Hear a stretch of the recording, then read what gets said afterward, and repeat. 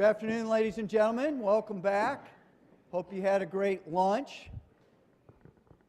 This afternoon, we're going to change formats a little bit, and the next two panels are going to be what we would say is a moderated interview. The interview is going to come largely from you and your questions, but I'll throw a couple at our panelists to begin the discussion, and then we'll take it from there. Same rules for asking questions apply as this morning. So we're going to jump off this afternoon, and we're going to jump from the strategic level down into the operational and tactical level. This afternoon, we have a distinguished panel of Vietnam veterans, each of whom was a small unit leader and was among the last of the United States military officers to lead a combination of regulars and draftees. Of course, we know since 1973, the military services are an all-volunteer service. So what we'd like to hear from our panelists today, among other topics, is this subject of leading both regulars and draftees, true citizen soldiers. So we're honored to have two panelists today who were tough veterans. First is Phil Gioia, VMI class of 1967, who had 10 years of active service, including command of 2 infantry companies in combat. He earned the Ranger Tab, Combat Infantryman's, Pathfinder, and Master Parachutist badge. He's a decorated veteran who was twice wounded and decorated 3 times for valor in battle.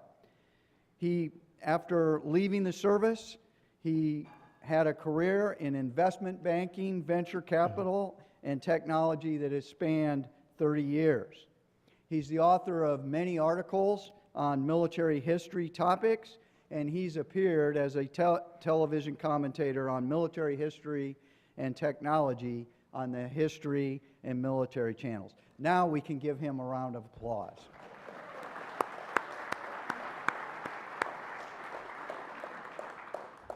Our second panelist is Dr. Ron Milam. He's an associate professor of history, a Fulbright scholar to the Socialist Republic of Vietnam, and founding faculty advisor to the Veterans Association at Texas Tech. He is also a combat veteran, and in 2015 was inducted into the Officer Candidate School Hall of Fame at the National Infantry Museum at Fort Benning, Georgia. He's the author of 2 books on the war, including Not a Gentleman's War, an inside view of junior officers in the Vietnam War, which speaks directly to this panel's topic. Please welcome Dr. Milam.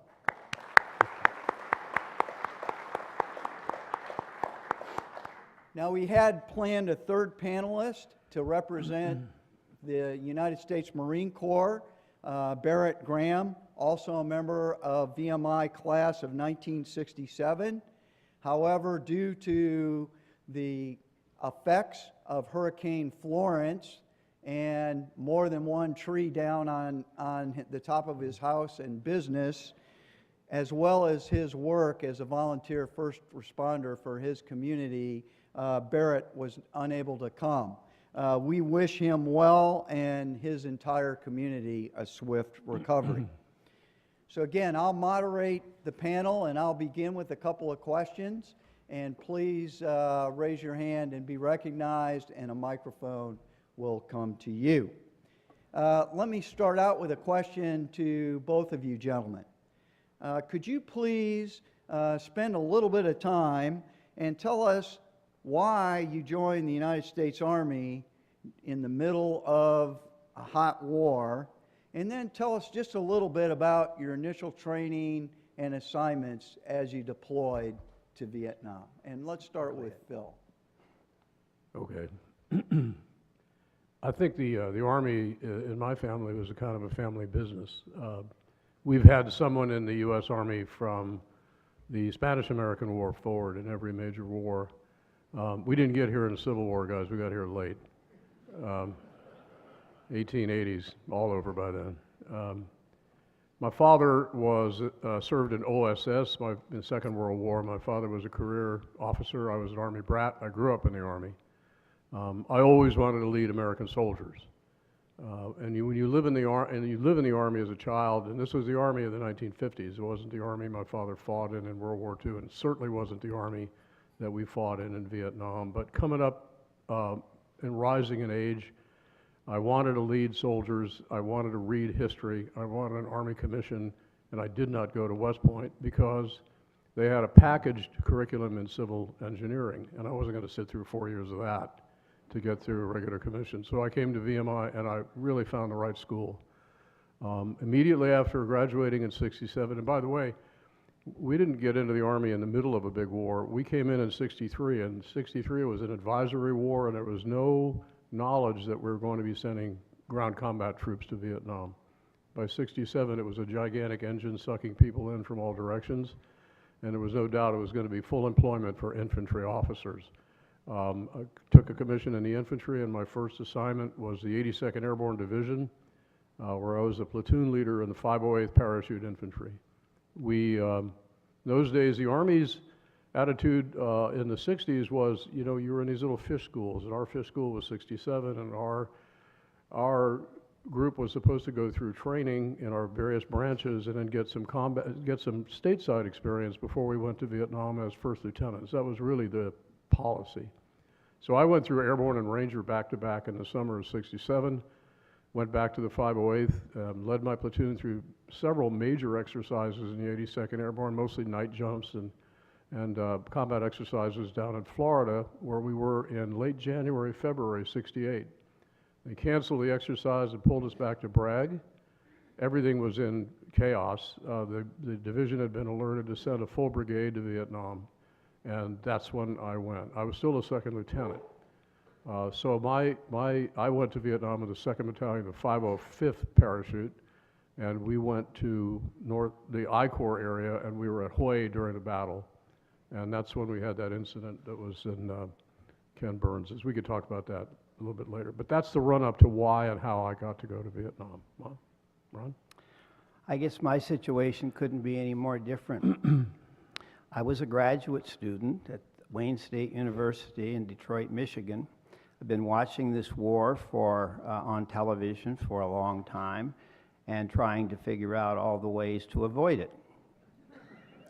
Like many students that were in graduate school in the master's program in business administration, our goal was to get a good job and make a lot of money. Now, you know, I'm a college professor, so you obviously know I failed at one of my first goals in life. But I had a 1A with my draft status, and it had been 2S until I got into graduate school, and it stayed 2S, but then it became 1A very quickly. And I said, I've got to do something about this. So I tried to get into the Air Force, and my eyes weren't good enough. I tried to get in the Navy, and my math scores weren't good enough. And I ended up volunteering to go in the Army. So I went down to the recruiting station, and I asked them what the options were, and they said, well, with an MBA, if you end up going to Vietnam, you'll certainly be in Saigon writing checks and doing logistics and things like that. So we would suggest you go into the finance corps. So I sort of signed up for that, and they told me all the neat places that I might go if I was in the finance corps. And then something happened in January of 1968 called the Tet Offensive. They called me in and they said, Mr. Milam, we've changed the rules now. And the rules are, if you want to be in the finance corps, even if you have an MBA, you must go to infantry OCS first. And if you graduate in the top 3 of your class, not 3%, but the top 3, you can then choose the finance corps. And for any of you that know anything about infantry OCS, if you graduated in the top three, probably the last thing you would choose would be the finance corps. So I went to infantry OCS and was commissioned in the infantry. The OCS experience that I had was quite good. And I have actually, when I got out of, when I went back to school to earn my PhD, I actually did research on what the Officer Candidate School is and what ROTC is and what West Point is in terms of commissioning. And what I found at OCS was a program that I really believe was some of the very best training that a person could have. So I served in the 82nd Airborne Division also as XO of the 1st Brigade Headquarters Company and Pathfinder Platoon Leader. Got to go into Operation Deep Furrow in Turkey. Made 28 jumps, I believe.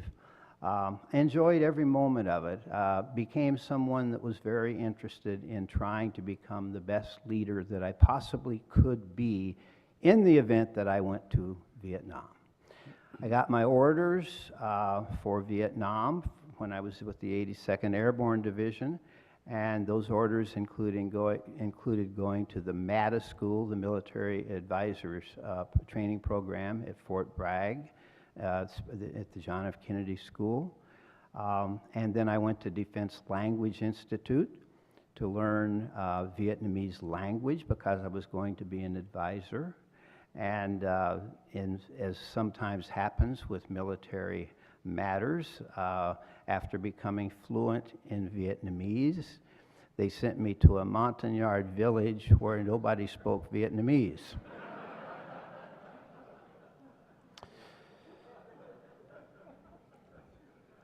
So I served my 1 year in a place called Phu Nhan, which was midway between Pleiku and Bami Tuot on Highway 14.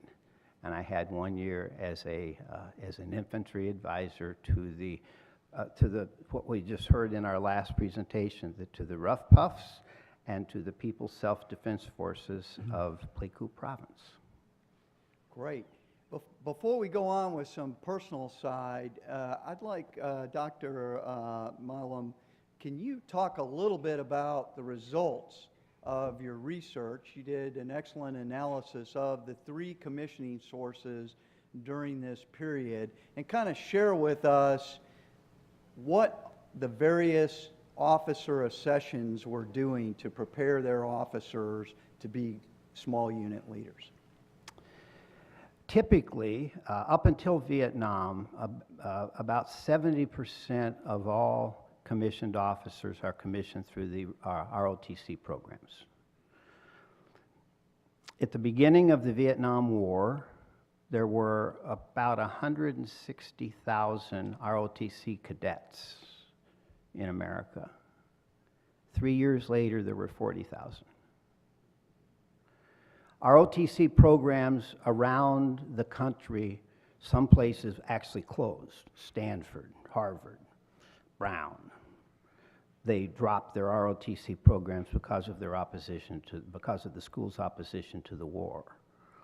Somebody had to make up that need as we ramped up the needs for junior officers in Vietnam. West Point, I think they almost tripled their class size, but that would be 4 years before those men in those days could become combat leaders. So officer candidate schools had to make up the difference. And as I said earlier, they closed virtually all of the non-combat arms officer candidate schools. So if you wanted to be in a non-combat arm, you still had to go to infantry, armor, or artillery officer candidate school. So when I went back to, well, actually when I was writing my doctoral dissertation back in 2004, I started doing research, and there was a line in a RAND report called Strategic Lessons Learned in Vietnam that essentially said that there were a lot of bad junior officers, and that's what motivated me to write that particular book. So I started looking at commissioning sources, and what I found was that the Army sending liaison teams to Vietnam to see who were most ready, what officers were most ready to lead men in combat. And the concession of all of these was that most likely the best officers were coming out of officer candidate school. And part of that may have just been because the numbers were so high. But what they were finding is that the officer candidate schools were the ones that were trying to do their best to replicate the experiences one would receive in combat, mostly through stress. 6 months, I know some people talk about the 90-day wonders. Well, it really wasn't 90 days in Vietnam, it was 6 months. And everyone that came into officer candidate school had already been in the Army 6 months. So that means you had a year as an enlisted soldier by the time you got your commission. And that made sense for those men to be the most capable of leading men in combat. Now, there were some, I also read in my research, I also found a lot of disparaging remarks made about some graduates of West Point that they were too arrogant. And I'm not buying that conclusion because I served with a lot of West Point graduates. But what some of my research found was there were a lot of situations where the West Point people were not quite as understanding of who they were leading. Many of whom were draftees. So that research really pointed out that the officer candidate schools were sort of getting it right. And then the other thing that impressed me the most about what the Army was doing in those days is even though the need was so high for junior officers, they didn't change their desire and their goal of having even OCS graduates be college graduates. And so while it would have made sense just from a standpoint of needing bodies for them to have done away with that requirement, they pretty much held close to that. In my OCS class, which graduated in June of 1969, that class was 95% college graduates. And that's pretty high for an officer candidate class. Great. Great. Phil, would you pick up your story and talk to us when you got into Vietnam, and can you give us a little flavor for the unit you were commanding and leading and what they were like? And Sure. I actually had 2 combat tours, so which one? You want the first one first? Yeah, okay. First one first. So leading 2 different kinds of soldiers. On the first tour, they were all paratroopers, volunteers. They were 82nd Airborne, very well trained. Every man in my platoon and all the NCOs had been in country once before, some twice, with the 173rd Brigade, the Brigade of the 1st Cav, which was at that time airborne, or the 101st Airborne. And they were very good, motivated soldiers. We trained together in the States. We jumped together on exercises. I knew every one of my men, and we deployed together. They were very tight. They were part of a company. We were slotted into a company that we had not worked with before. We went to A Company, 2nd of the 505, as an augmentation platoon because the division was, Cold War, the division was under strength, so when they deployed the 3rd Brigade, they had to augment it with platoon inserts from other brigades.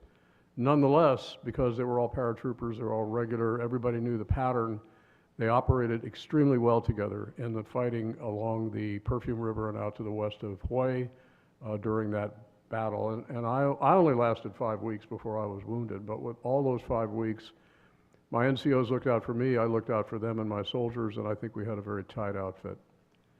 The second tour was very different. I went to the 1st Cavalry Division, which had a great reputation as a hard-hitting combat division. And everyone knows, think about the image of the 1st Cav. It was a unit that had 400 and some odd helicopters that were organic to the division. It could lift up its infantry brigades and throw them into combat, fly in all the supplies and heavy artillery and back them up. Yet the division was 70% draftees. My company was 75% draftees. I had a real lack of NCOs. I had no NCOs above E5 in my company, other than the first sergeant. Spec 4s and E5s were operating as squad and platoon leaders. And these are men who had gone through basic and AIT and come to Vietnam. All of them, or 75% of them, had been pulled out of their lives. They'd answered the country's call. They'd been trained up, sent halfway around the world, and sent in as individual replacements in an infantry company in combat all the time. And they turned out to be superb soldiers. I mean, you'd ask yourself, what would be the characteristics which would militate against an inferior type operation? And yet they bonded together, they respected their NCO leaders, even though they were very young. Most of the men, the junior NCOs, and certainly that's all I had, didn't have any real tactical competence or understanding at the company level. I ran that, but they were really good. A couple of other things about them is that we had no opportunity to train together. The turbulence of personnel in the Vietnam War was extreme. Every time we got resupplied, which is every 5 or 6 days by air, someone was either coming in or leaving. And the company was under strength in the first place. We were, rifle company is supposed to be 4 platoons. We only had 3. We were about 140 men rather than 175. And so we had 3 platoons. And of my 3 platoon leaders, 2 were armor officers and 1 was an artillery officer. And this is an infantry company in combat. And I just never understood the Army's policy of assigning these men who had not had infantry training out to an infantry company in Vietnam, but that's how turbulent it was. Nonetheless, when I took command, and I took command in the field from an officer who had made some very bad tactical decisions, and one of which got 2 good men killed, he was pulled back to, by the way, I was wounded in April of '68 and went back out of the hospital to the division at Fort Bragg and was lucky enough as a first lieutenant to command a company, an infantry company in the 82nd Airborne for 10 months, and then went back to Vietnam. So I'd had 10 months of command as a first lieutenant in a paratroop company behind me, and then I went to the 1st Cav. I was sent out to be the XO, since I was still the first lieutenant, arriving in the division in April '69, and the officer who was commanding at that time had made a couple of bad decisions, and the battalion commander pulled him up to battalion headquarters, and I was given command of the company, still a first lieutenant. The first time we came out of the field on that operation, I got the company together on the fire base, and I said to them, look, that's then, this is now. If you follow what I tell you, and your NCOs are going to listen to what I tell you, and you listen to me, most of you are going to come home alive, and the shortest way to go home alive is to go right through the North Vietnamese Army. Because if you slack off on that, they're going to be looking for you as an opportunity to hit you hard. Now we're going to have light discipline and noise discipline, and we're going to have some tactical instruction in the few days we're back here. And we put them through an accelerated little tactical training. Then we went back out on a combat assault, and they were like a new company. And for the next 10 months, they were really great soldiers in the field. 6 months, I'm sorry on that one. But it was a real challenge because they were draftees. You would think that these people would be attitude problems, and they weren't. They bonded together. That unit still has reunions every year. They're mostly from the South and mostly from the Midwest. So somewhere in that area, every year they get together and they tell lies and war stories about how we were all together in Vietnam, and they really bonded. Their radio call sign of that company was Foggy Day, which I think is ultimately ironic since I now live in San Francisco. But they were great soldiers. And I have said over and over again that given the 2 types of units, the ones that really performed above my expectations were the draftees and the 1st Air Cavalry Division. Is that okay? That's the difference between the 2 units. Great. Ron, can you tell us a little bit about, you were an advisor, can you give us a flavor for the difficulties of walking in and being an American who now can't speak with them because they aren't same language, but can you give us a little flavor for that experience? when you went to Vietnam in I went there in 1970, June of 1970, you went to what was called a repo depot, and it was a replacement where they replaced soldiers, officers, and you started hearing rumors about why you were going to a particular place, and in the Central Highlands at that time, a lot had been going on. The 4th Infantry Division was there, and they were going home. So we knew that if you went to Pleiku Province in the Central Highlands, you were going to be one of just a few Americans. There would be no more Americans in that province. So everything you did would be with your advisees, with your, in my case, Montagnard troops. So the first day that I got there, I asked to see my troops. And my troops formed up. They were wearing loincloths, and they were carrying their weapons. This is 1970. Browning automatic rifles, Stevens single-shot shotguns, M1 Garands, M1 carbines, and the Stevens single-shot, the 45 caliber Thompson submachine gun. That was the weapons of my troops. But I'll tell you what, a Jurai soldier with a Thompson submachine gun, give him 2 tracers, and he will shoot that bird out of the sky, at least on the 2nd tracer. So I thought, wow, these are some dedicated soldiers. These are soldiers who, and I'm still not sure why, and this is my next book, why they loved the Americans as much as they did. They weren't real fond of Vietnamese, either the enemy ones or their allies. And that's a subject for anthropologists to deal with, I guess. But the responsibilities that I felt with a mobile advisory team, I was mobile advisory team leader with a heavy weapons NCO, a light weapons NCO, a medic, and another lieutenant. That was the team of 5. Going out into the villages, teaching to set up night ambushes, that sort of thing, with these People's Self-Defense Forces, most of whom were over the age of 50. The responsibility that I felt as a leader of that group was to understand, first of all, why it is that they are having to deal with a war for which they really probably don't care very much about who wins, as long as the fighting stops.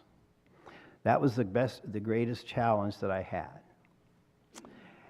And when it was all over, when I left after a year, I sort of had the feeling, and we had some, maybe that will come up later, our compound was overrun on 2 different occasions, and we lost a lot of people.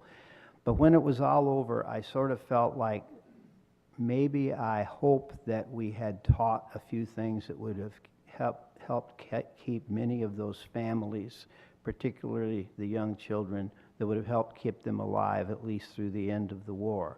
Because if you remember the Vietnam history, it was the Central Highlands where the North Vietnamese in the Ho Chi Minh campaign came down the Ho Chi Minh Trail and then turned east at and went into a town called Ba My Thuot, and that was the first first big city to fall in the Central Highlands. And after that fell, then the goal of getting to Saigon became much easier. But being an advisor in a war where the people that you're advising feel like they are being worked at very hard by both sides was very difficult. Very difficult. Great. Phil, you faced many challenges in both of your combat tours. What is the 1 or 2 biggest challenges you faced as a commander in battle? I'll preface the answer to that by saying I actually was told by a lieutenant colonel at one point, and he was not my battalion commander. Both my battalion commanders were superb officers. One was a West Pointer and the other was an ROTC grad. This officer, who was from staff at brigade level, told me, it's not good to be too concerned about your soldiers. I didn't understand what the hell he was talking about.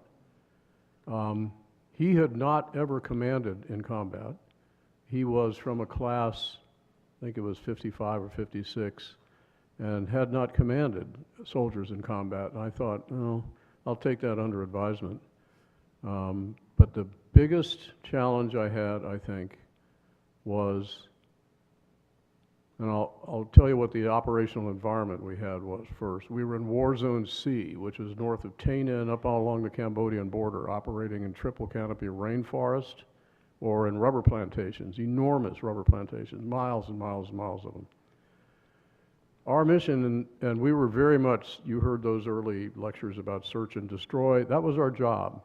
Our job was to find the North Vietnamese, and I'm talking about North Vietnamese, regular Army, 272nd, 273rd regiments were operating against us in our area.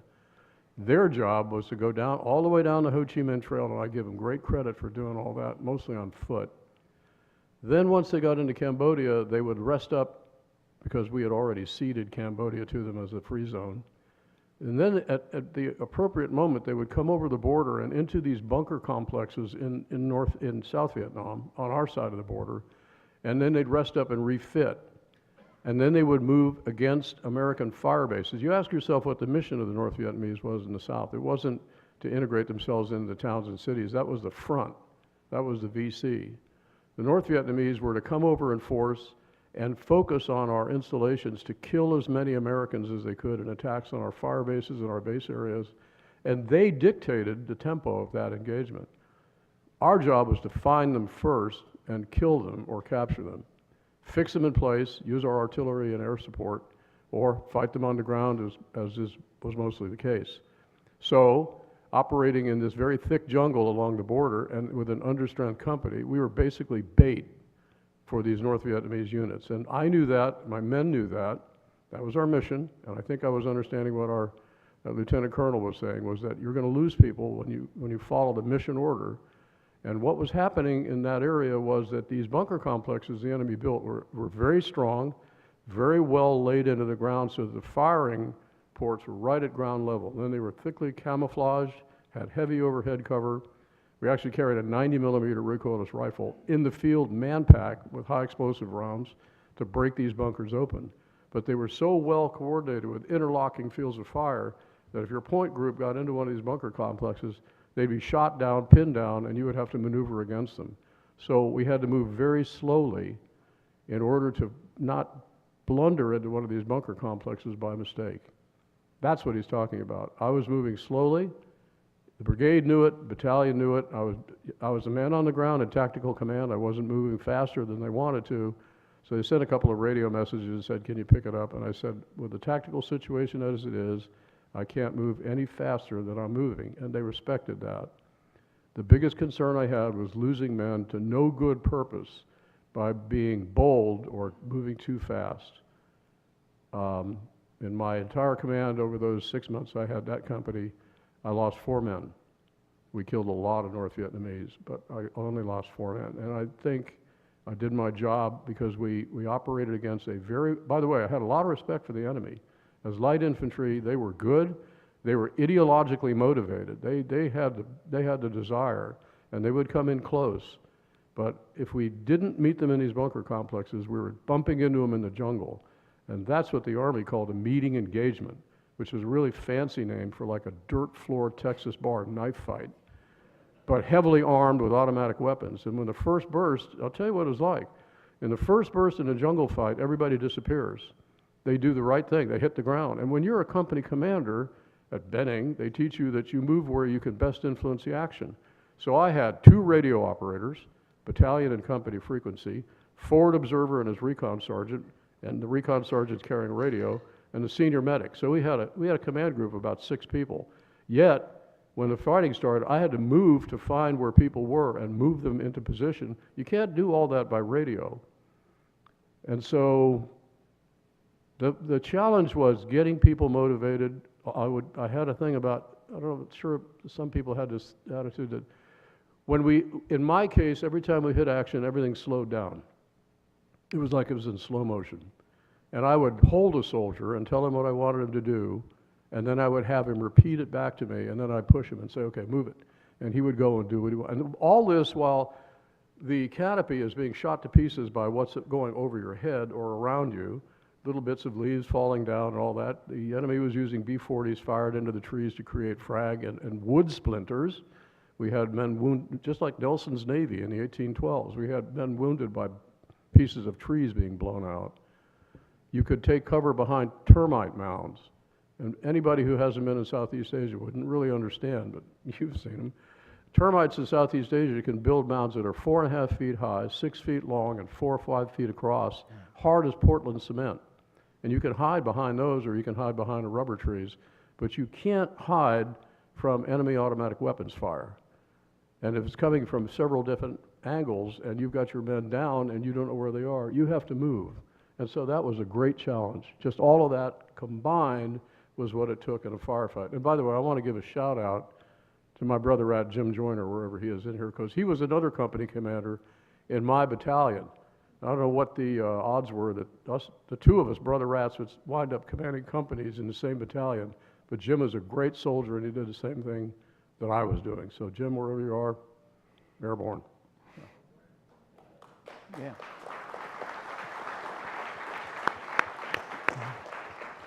Okay, I'd like to open it up to some of your questions for our panelists.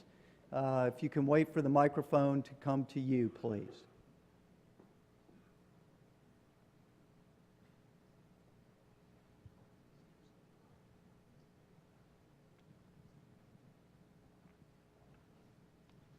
Hey, Ron, I'm going to be unfair and jump into the future. After you got back, you made the conscious decision to go to the bastion of pointy-headed liberal academics, a university.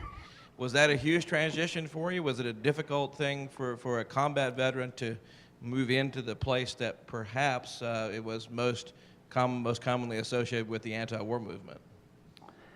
Well, I don't know how liberal Texas Tech University is, but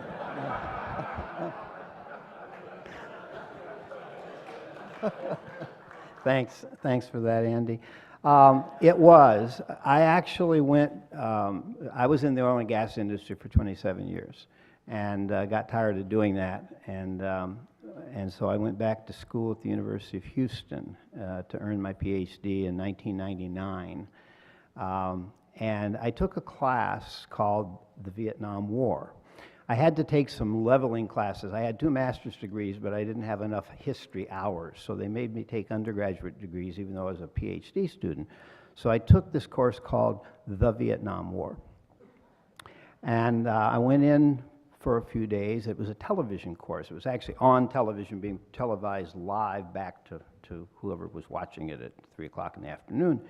And the professor was talking about the attack at Pleiku in February of 1965. And he said some sappers came through the wire with some satchel charges. And a student on television, a student raised her hand and said, sir, I don't know what a sapper or a satchel charge is. Could you please tell us? And the professor turned very red in the face and said, well, I could, but there's a man in the front row here that can explain it better than I can. And I saved that professor's ass.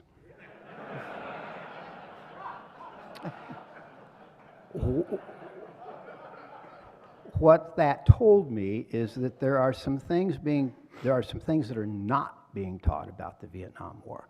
And what I decided is that my research would really be on soldiers' behavior, because what I found is that every time they taught, every day virtually in that course, and I've seen that even in other courses, is everybody talks as if the war was fought in Washington, Hanoi, and Saigon.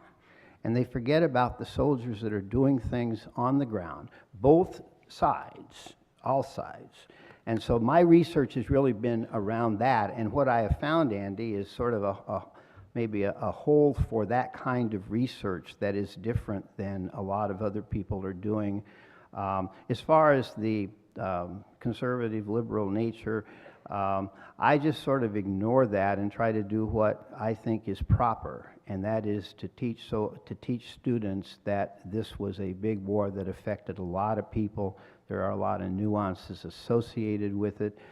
I listen and read and everything that, like all of us do, that are academics.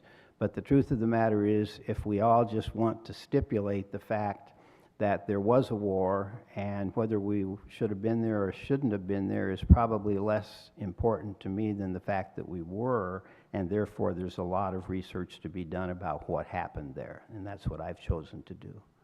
Great question. Great. Please. Good afternoon, gentlemen.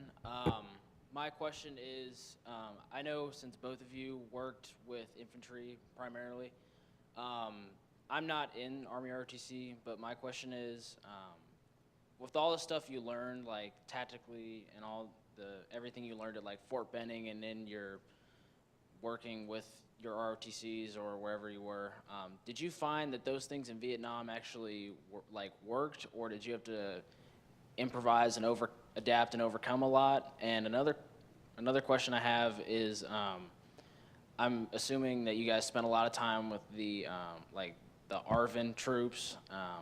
What was your opinion on them? Do you think they worked really well with you guys?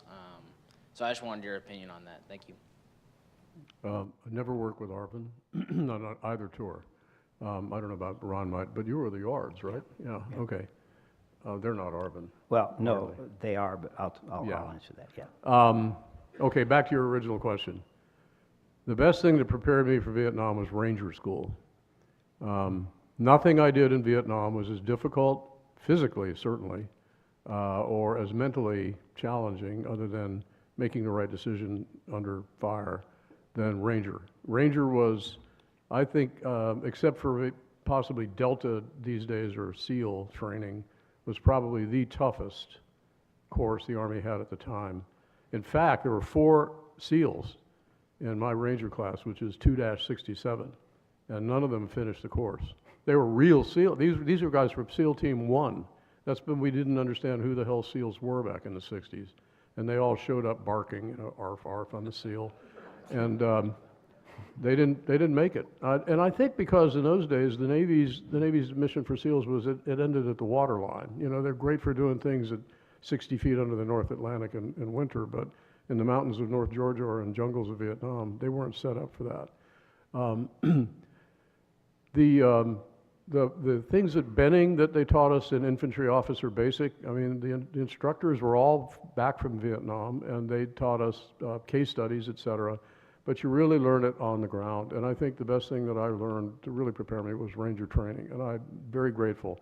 Our class tactical officer in my class was Captain Marm, Walt Marm, who had been decorated with a Medal of Honor for his gallantry of the Ia Drang Valley fight in the first Cav in '65. And when he talked, you listened. Yeah, does that answer your question? Okay. Regarding the ARVN, yes, I did work with the ARVN because I was at a district headquarters, and all of the leaders were ARVN officers. I happen to be on the side of thinking that the ARVN were pretty good soldiers. Today, I think Pierre and Andy were talking about the Rough Puffs, or Andy was talking about the Rough Puffs, and how many of them were killed in action. I happen to be someone who fell in love with the Vietnamese people, even when I was there, because I worked so closely with them. I go back to Vietnam almost every summer now to teach, and it's because, as much as anything, it's because of my love for the Vietnamese people. What I found to be disconcerting, I think I might say, is that and I have a couple of Vietnamese students now, PhD students, who are doing research on the role of the ARVN in terms of their relationship to Americans. And this one student of mine, her particular thesis is that the closer you worked with the ARVN, the more respect you had for them. What we found mostly is that the rumor mill being that a lot of American soldiers, by virtue of them, were only there for 1 year, and they've heard about the ARVN's performance in a particular battle, but they really weren't there to witness it.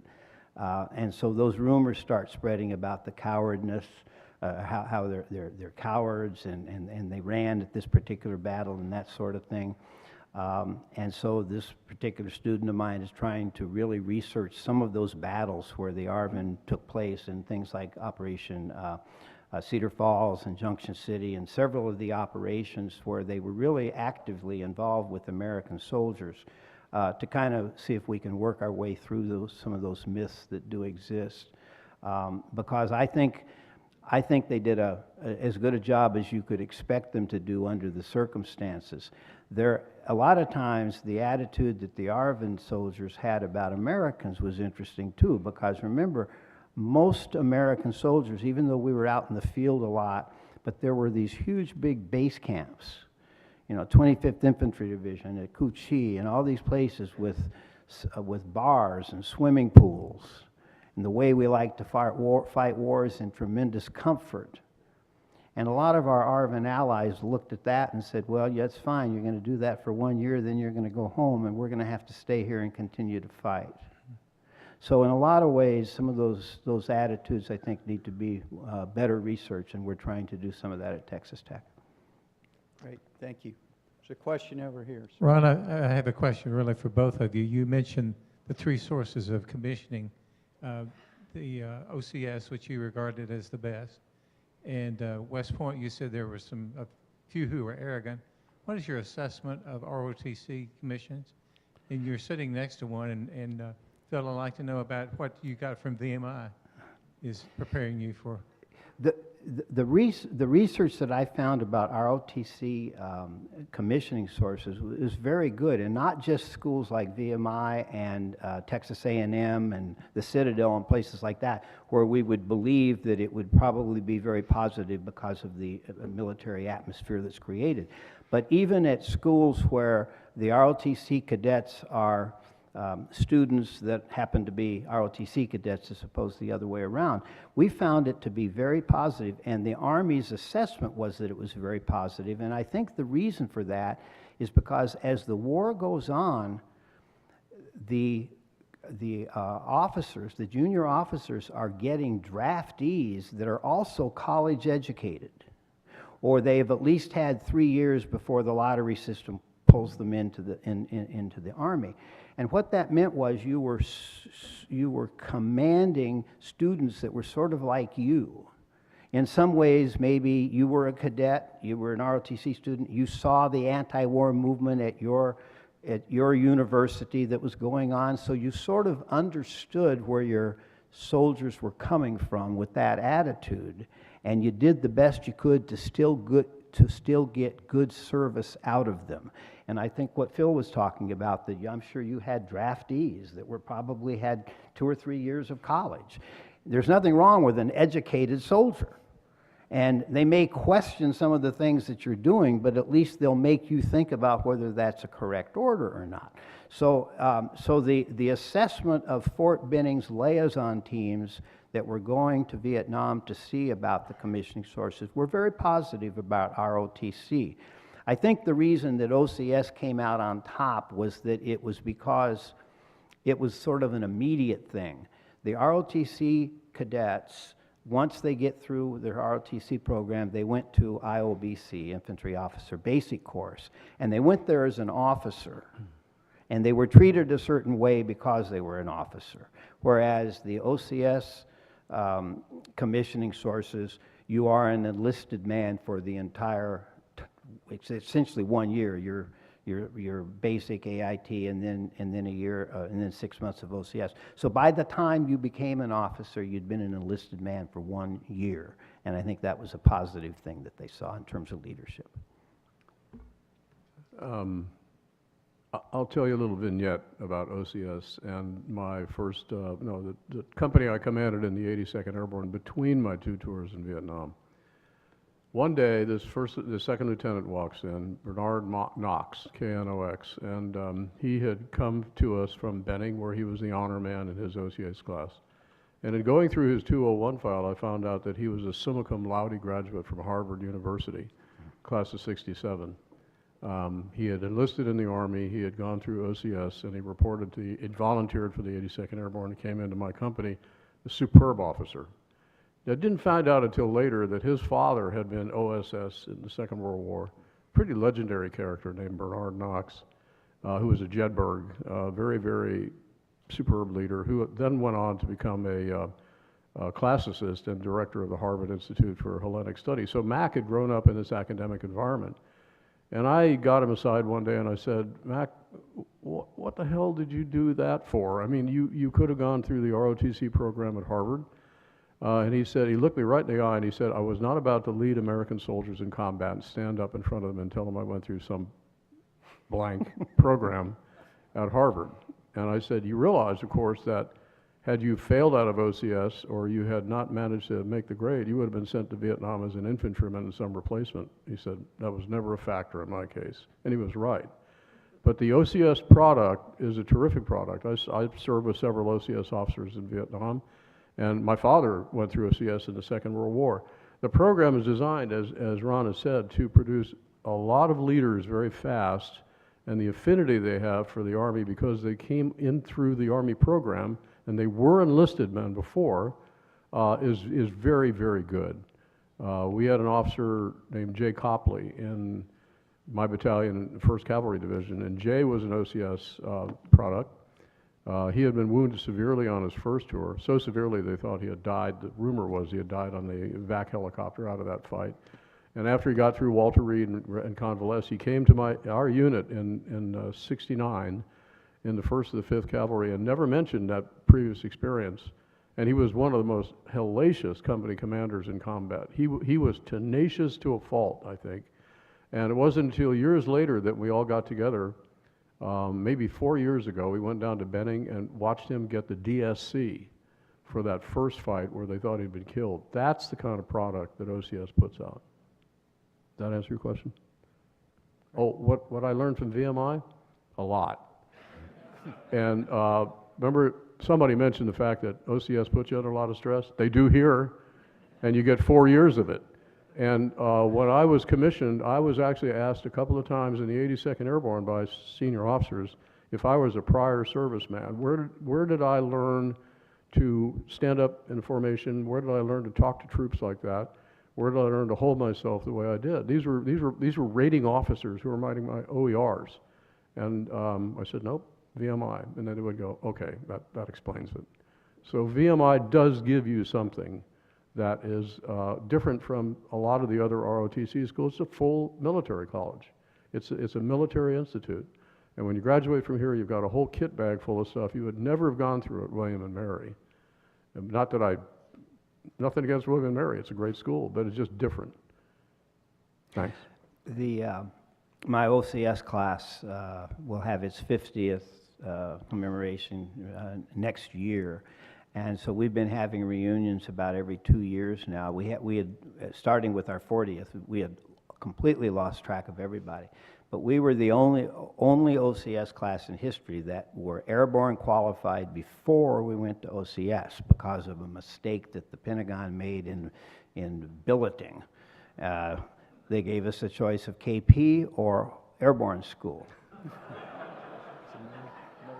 And the director of the airborne school came out to our formation and said, they'd given us all this propaganda about what a great thing it is to jump out of an airplane.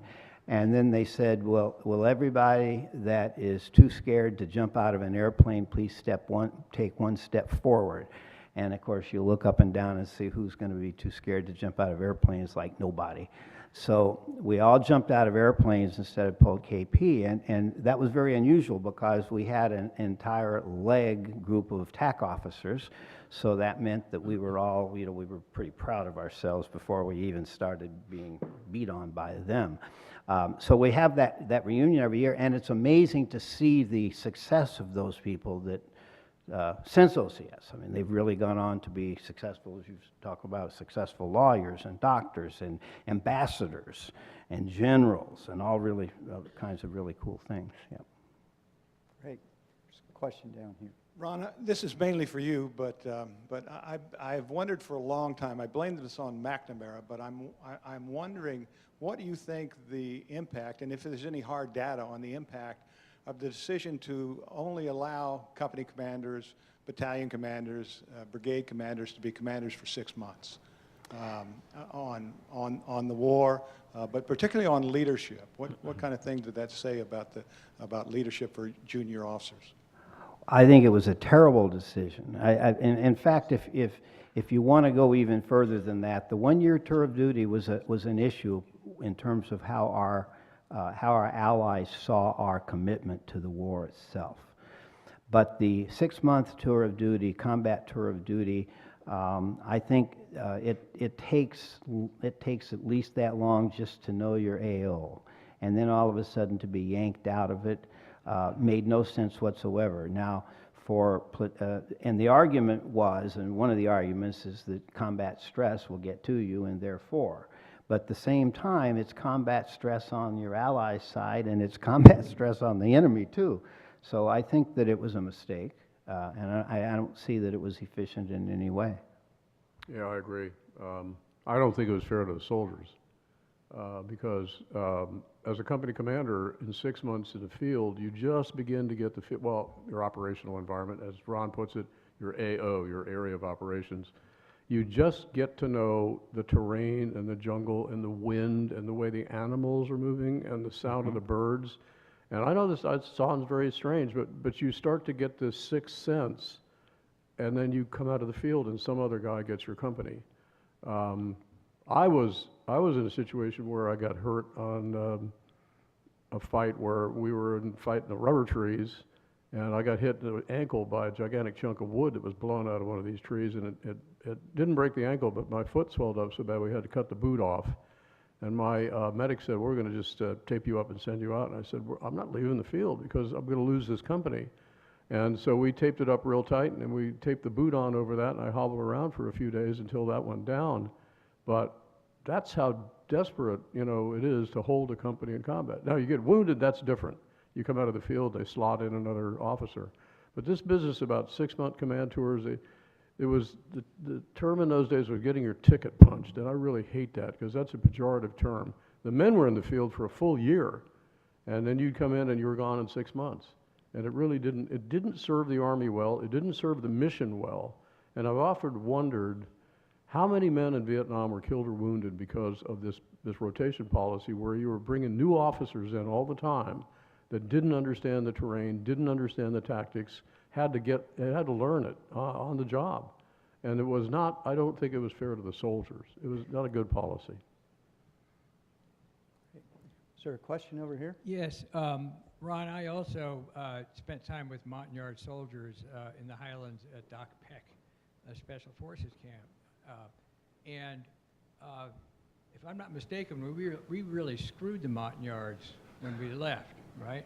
And I'm hearing we're doing the same thing with like our interpreters and so forth in Iraq. Why do we do this? Yeah, I would agree. I don't know as much about the current war situation in that respect, but I will tell you that when I went back to Vietnam for the first time in 2001, it was 30 years after I had served there, and I was a student at the time, and I just wanted to sort of go back.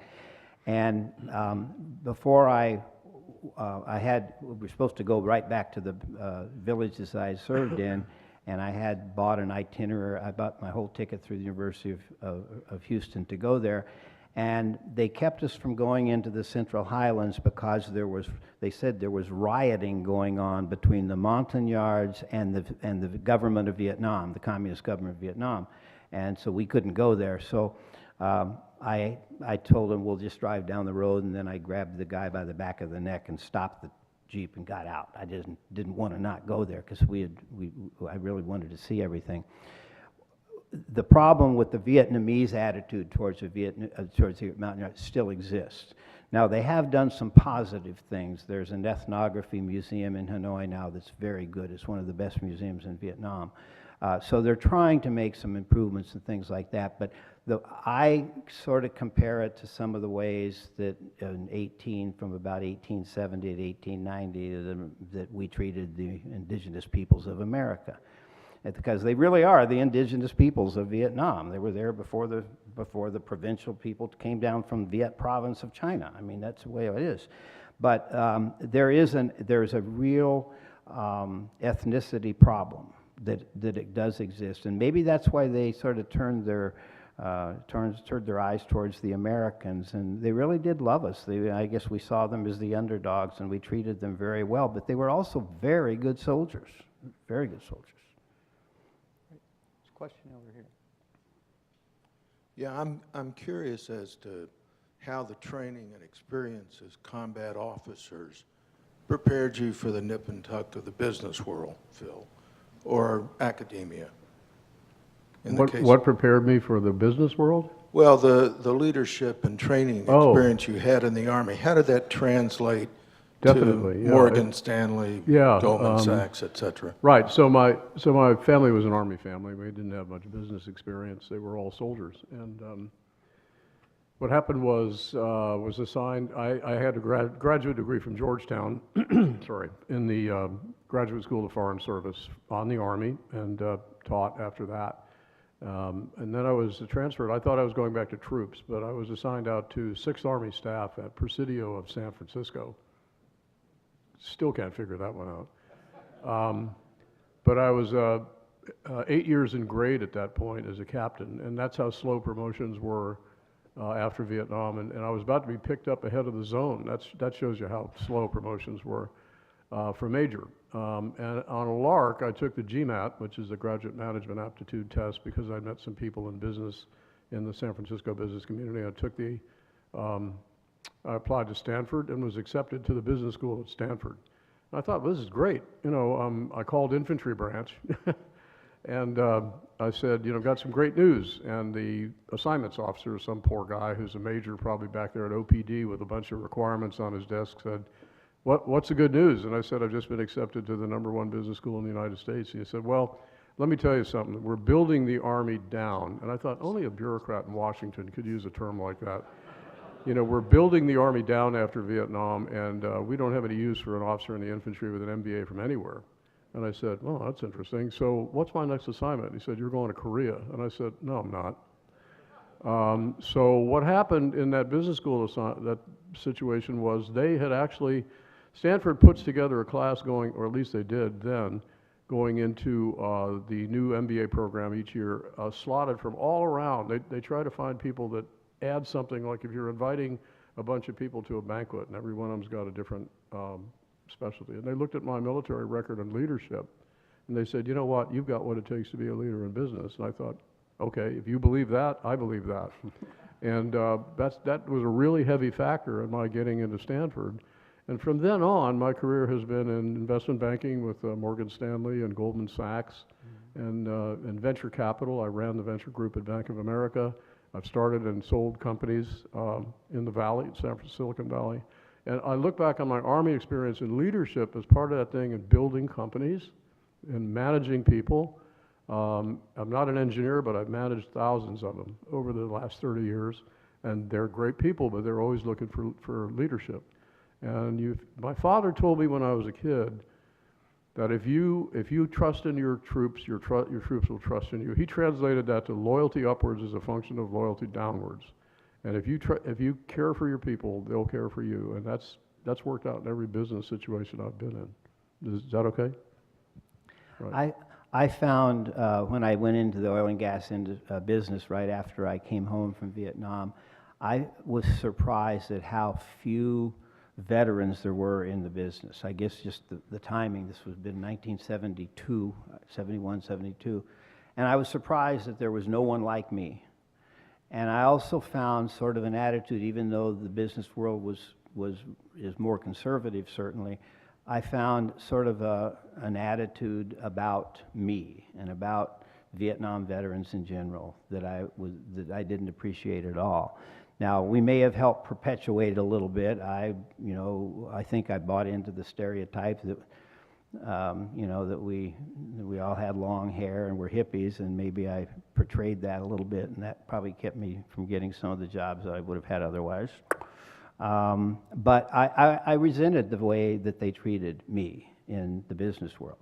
Now that changed after a few years, and I rose up to have generally good success. When I went into the academic world, I was already in my 50s when I got into the academies, and there nobody knew how to treat me. Who is this guy? Who is this old guy with long hair that's going to come in? And the first thing they thought of is that I was probably some kind of a warmonger, and I was going to turn all of our students into soldiers. I don't know how you do that, even if you could necessarily, but that's the attitude that some of them had. But I do think that the military prepared me for the difficulties that you have, the leadership things that really just sort of come naturally from being in an officer candidate school or in a combat situation. I know this, that most Vietnam veterans, you guys can all attest, so many of you can attest to that when you've been in combat, there's really nothing ever that's going to happen to you that's any worse than that moment. Therefore, the rest of the world looks pretty easy after that. I know that. I'd like to ask the last question, and I'd like to ask both of you, what is an insight that you'd like to share with the next generation of small unit leaders going forward? You better take this one. I was going to say the same.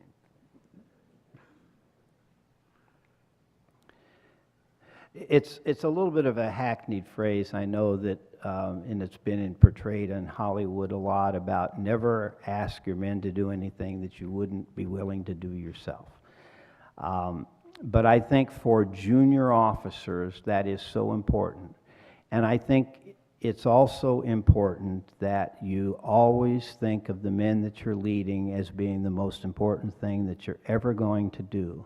And by that I mean even if it comes to challenging your leaders because of what they're asking you to do, which means you're asking your men and women to do that. Think of them first. If you constantly think of your own men and women in combat situations first, I think that you will be the kind of leader that all of them will respect the most. I even try to do that in academia. It's not as easy in the academic world because you are this professor type. But I think when it comes to leading men and women in combat, leading men and women in life and death situations, all the things you're being trained to do right now are so different than someone that's just in a school of business or school of engineering. They're going to go out and get a job. But when you are being trained to deal with men and women in life and death situations constantly, that's the most important responsibility that you can ever be given. I agree with that. And I would add that the military today is a different military than when Ron and I served. So you're going to be leading professionals. You're going to be leading volunteers. And many of them will have more experience, much more experience than you do. So here's a couple of points. They know more than you do when you get into that situation. We're not talking combat. I'm talking about your first command or your first leadership assignment. Have a chat with your platoon leader or platoon sergeant or your whatever unit you're in, your NCO who's going to be backing you up, because you're going to be a junior officer.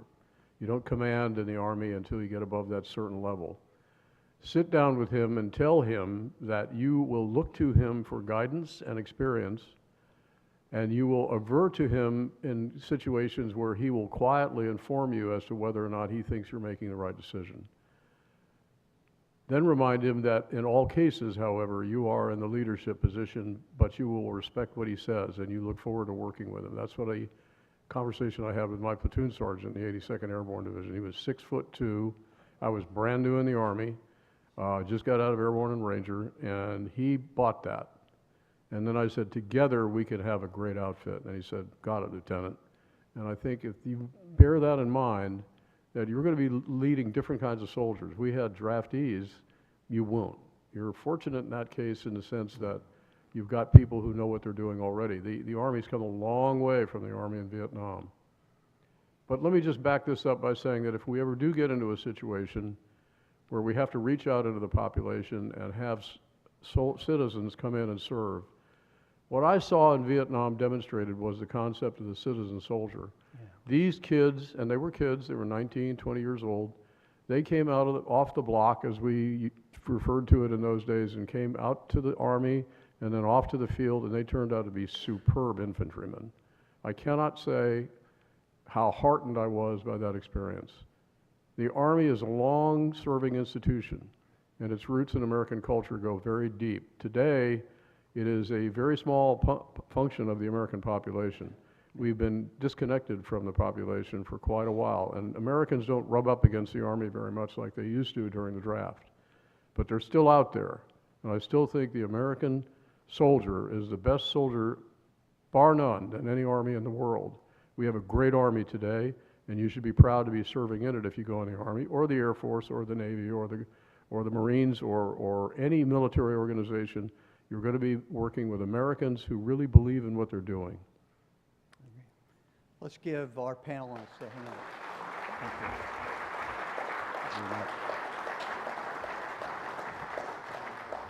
you. Great. Ron and Phil, great panel. We've really benefited from your insights and personal experience, and also putting it into a larger perspective. Shared wisdom at the end for our future junior leaders. So, on behalf of the superintendent, the staff and faculty, and of course our Squirrel cadets, thank you for taking time to come with us to share those insights today, and please accept this small token of our appreciation.